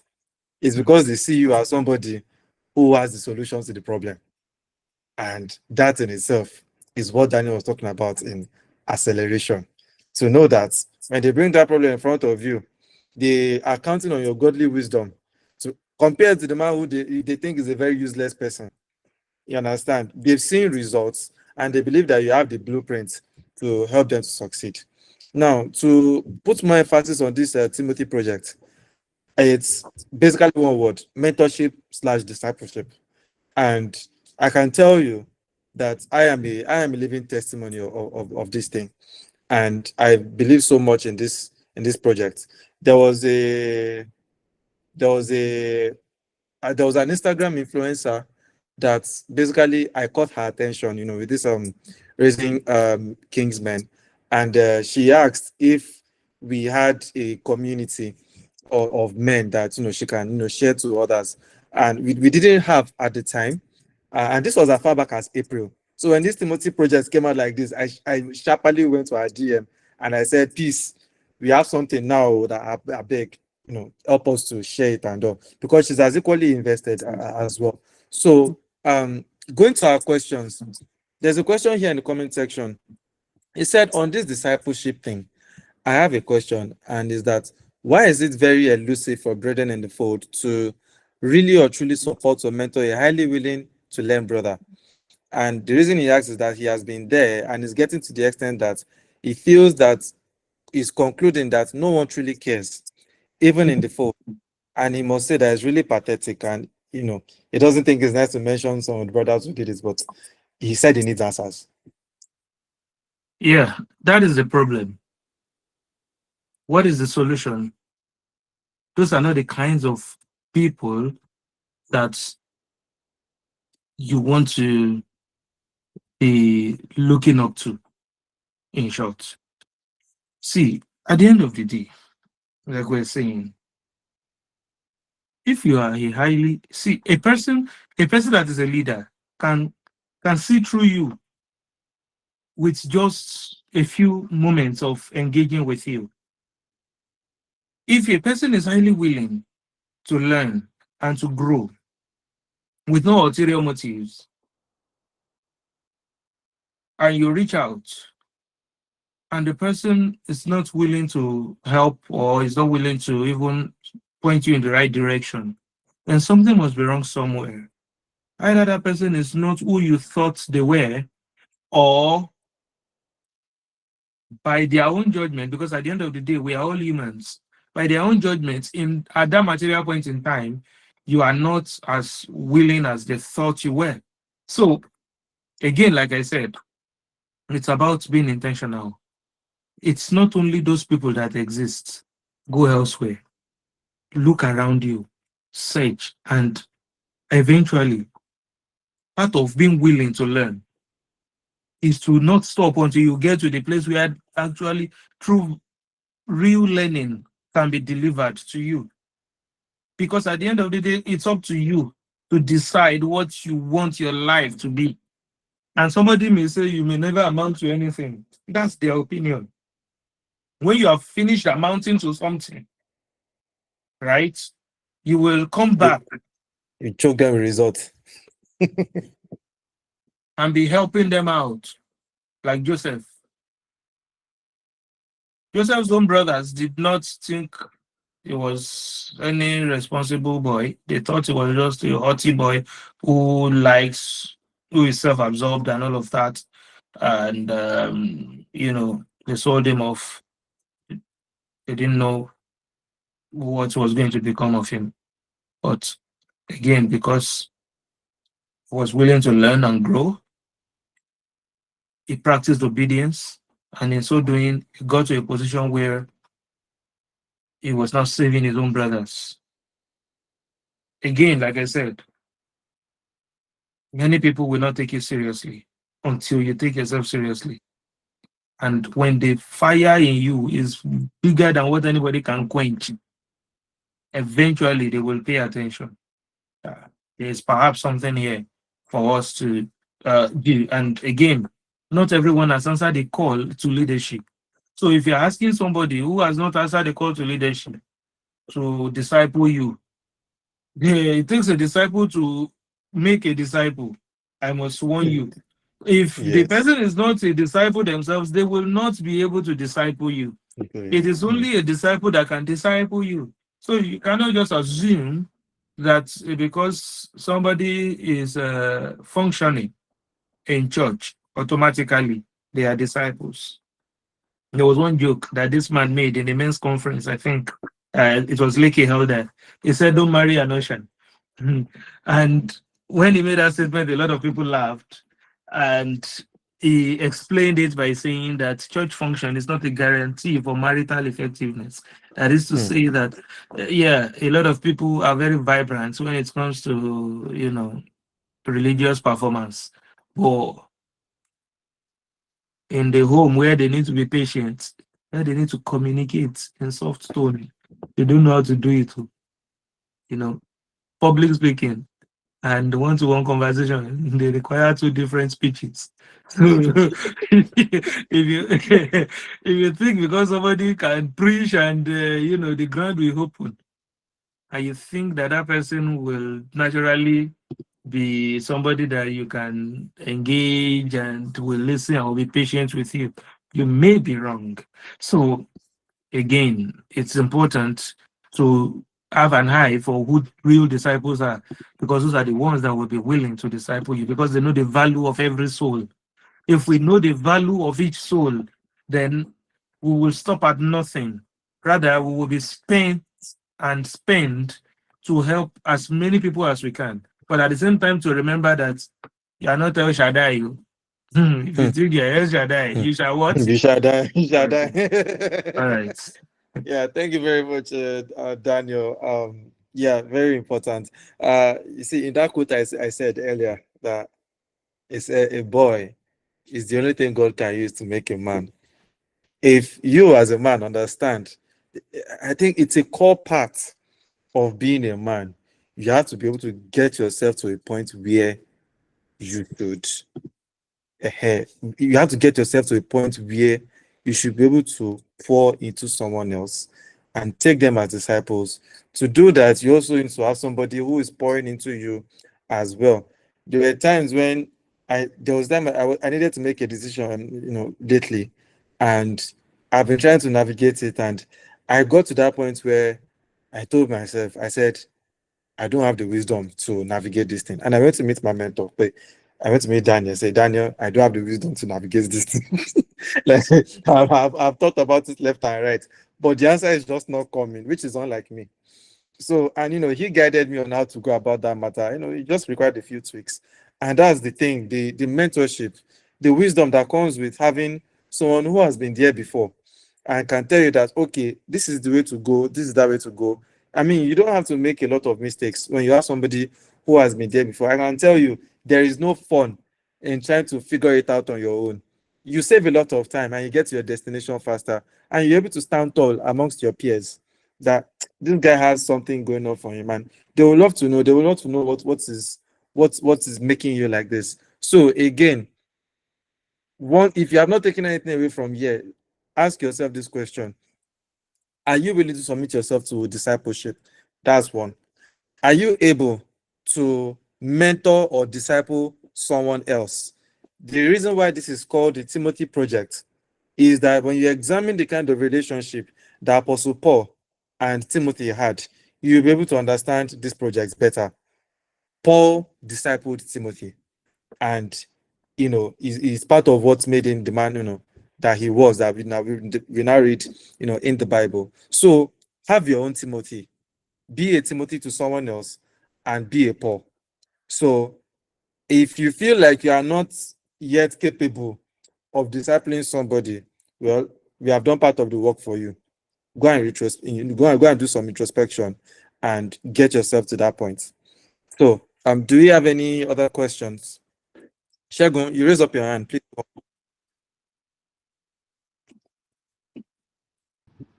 Yeah, can you? Yes, Loud we and clear. can. Yeah. Yeah, thank you for uh, the words of wisdom. I was actually multitasking with this session before, but at some point I had to drop the other task and put this on full screen to tune in very well. So means that there were some things that had been said that was getting my attention. Yeah. So just I don't know if it's like a comment or a question. Uh, so when you find yourself in a local environment, whether in your immediate environment or in the local congregation, and you know, depending on the demography, you have a lot of young people that maybe may come to you for some certain kind of help, which may tend towards either financial, trying to maybe go to school, exams, all those kind of helps and all you get, and you try your best to help them and all. And hearing what is being said tonight, that sometimes or like we should try, and shift our attention that you are not only our as a man, you are not just about go to school, all those it is more than that. So if you look at those young men now, I know what is important to them at that moment is they want to meet the immediate need that is in front of them. Now, how how do you, should I say metaphorically now, tell them that I can give you more than what you are just asking for now? Like Jesus said, I will give you more than fish. I make you fishers of men. So how do you metaphorically use that in a way, should I say, as an opportunity to not just only supply what they're asking for, but also like stylishly or in a way that even they themselves will not even know you are actually, should I say, coaching them or being that support for them beyond what you help them with. You get, so because I see that this is one way that as men we can come in, because I noticed that sometimes when you organize maybe programs where many people come and all, the whole thing just lasts that day, and after that day everybody goes to whatever they are doing and that will be the end of it. But when we see like I have someone currently now that, because of, he always comes to me and all, one thing I just told him is that I just gave him some tips that you have to make yourself kind of available, and he has been doing that, especially in the church and all. He's someone that doesn't really not that active. He's a youth, not that active in church, but because I told him that he should open himself up as someone of value and give someone that tips, and I see he's been following that. So, what extra addition do you advise, to take it a notch higher in the kind of scenario I just painted? Yeah. Thank you very much for that question. Yes, there are a number of things that we could do actually. Uh, it all it all comes down to our everyday conversations and us knowing where we would need where we need to take people to from where and identifying where they are. There are some things that if you tell somebody who is probably hungry, very, very hungry, and is looking for something to survive on, it may fall on deaf ears. As using metaphor for somebody that has not eaten for days, he will not able, he will be seeing, he will be hearing different things completely. All right. So we have to, first of all, part of the weight of leadership is to be able to assess the situation, do a quick assessment, and determine where this person is right now based on their life's situation. When you are able to make that assessment, you may need to first of all address the pressing need before you can start introducing other things that might actually be of more value to them. And we saw this modeled by Jesus Christ. Before he started talking about becoming fishers of men, he first of all needed to prove to them that there was fish where they thought there wasn't fish. So they caught fish, and they saw that no, the person that did this must definitely have more to offer. And when he presented that proposition to them, it wasn't so difficult for them to accept and follow.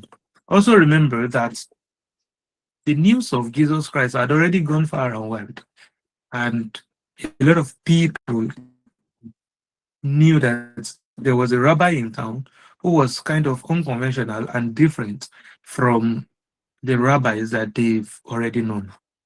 Nothing speaks better than results, my brother. It was Mother Teresa who said that you cannot argue against a well-lived life. In the life of a leader, beyond just your heritage, your background, it is important that you also get results, that you are able to, that the path you're asking people to walk is a path that you are also walking, and or that you have already walked. So, and it's going to be evident to all and cannot be denied. All right. So when you are not telling somebody that it is going to, as I am now, if Elon Musk calls me now and says that this thing you are doing, there is a way you can do it. If you do it this way, do it. My brother, we take note to and record.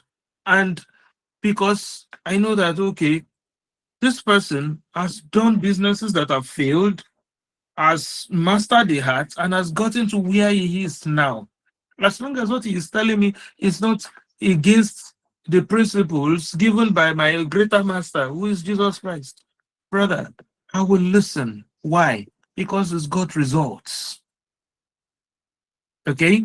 So I think one thing that would help is, let's first of all assess the situation, and then see what is pressing. If there are more pressing concerns, then we may need to first attend to those pressing concerns. If we can't do it alone, we may reach out to our network and use our network to help that person, right? Now, once you have addressed that, you have to now introduce the fishing techniques to the person and say, okay, we can't just continue to give you fish.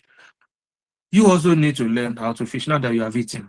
Okay, now, gradually, the person goes from just having a meal to learning. In most cases, people run away at that point. Remember, Jesus had that encounter too.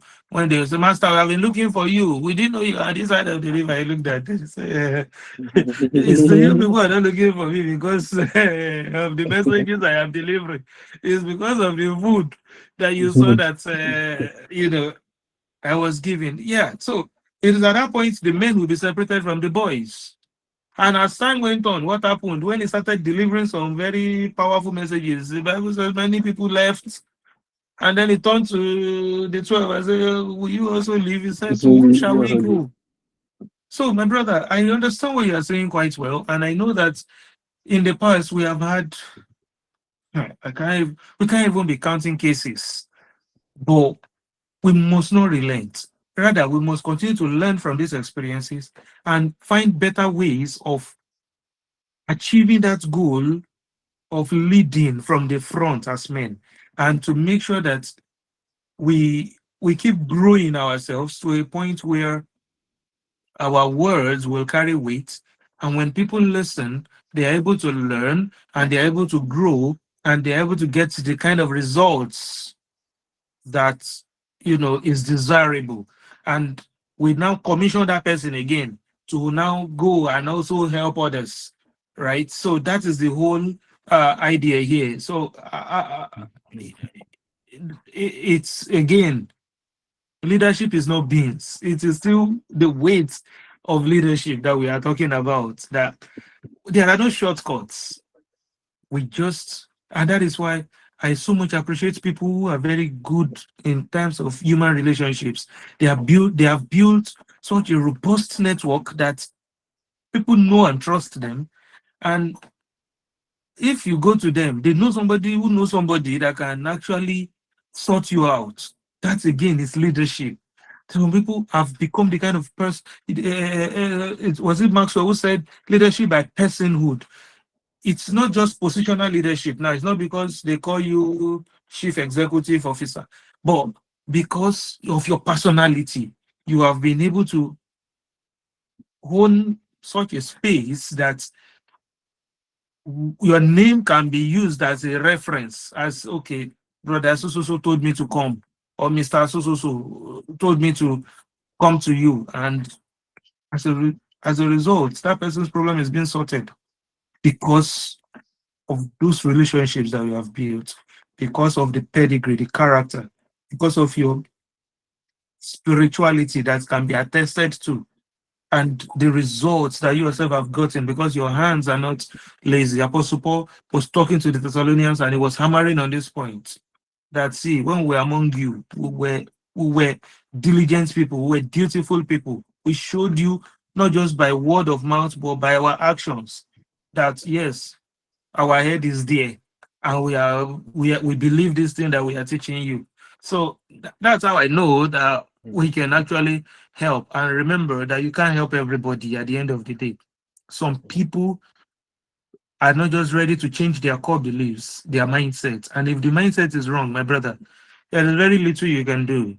Only people who have growth mindset are able to transform their lives, are able to change, are able to embrace the kind of hearts that God wants us to have and get to where they need to get to. Thank you. Thank you.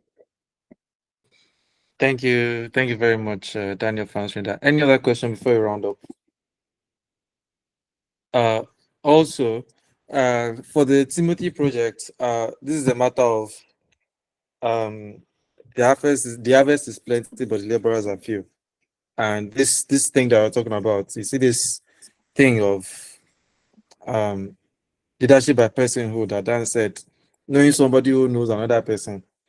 You have to first of all, become that person so that can trust, that we know can actually disciple another person.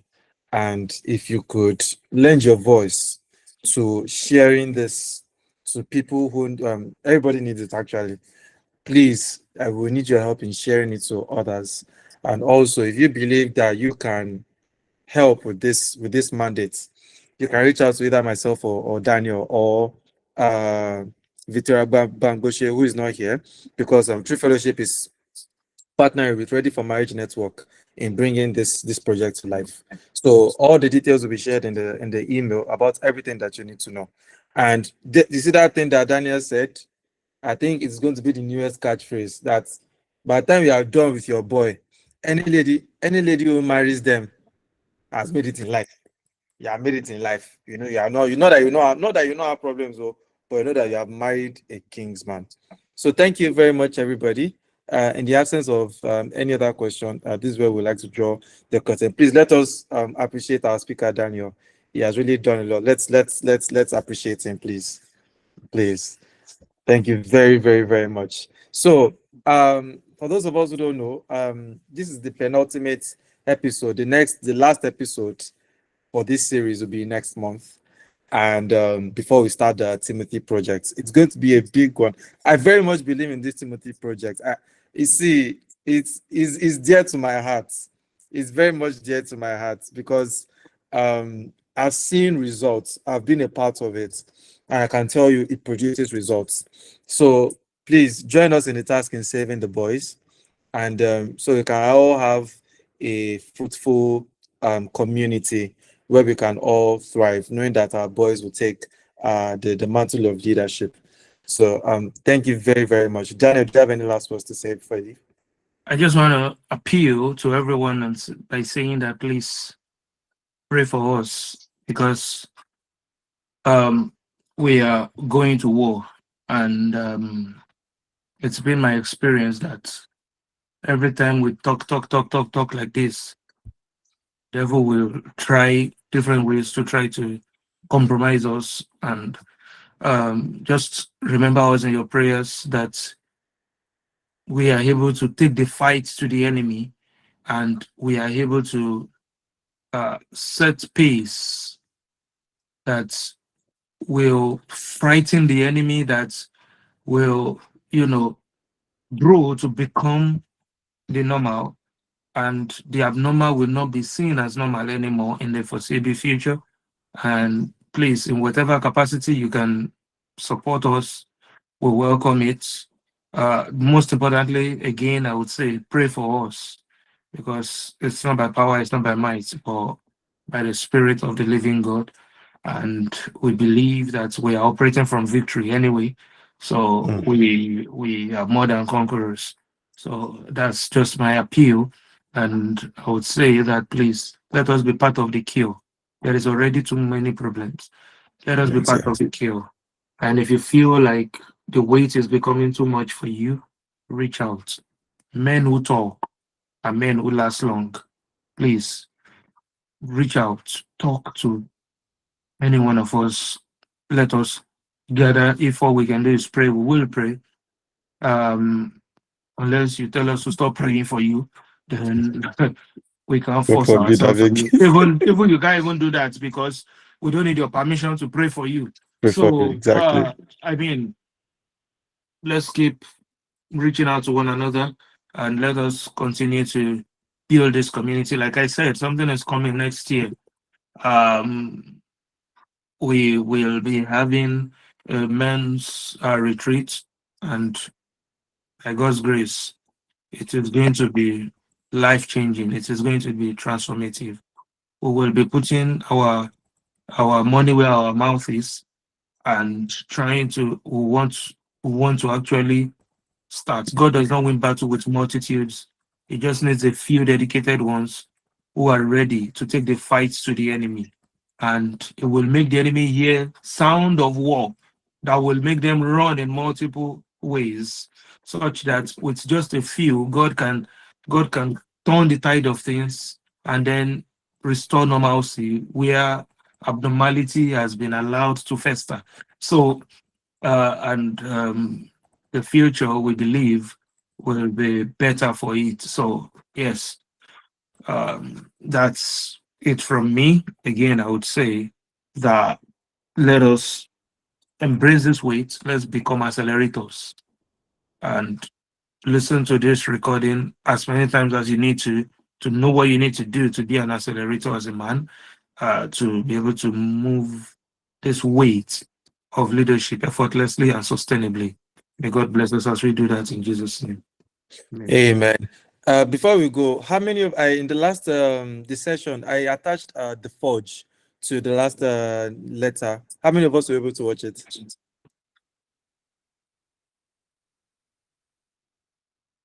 Not many of us. I may reference it again so that we can have like an understanding of what we are talking about. Just watch it. It basically captures everything that we're talking about. All right. Thank you very much, everyone.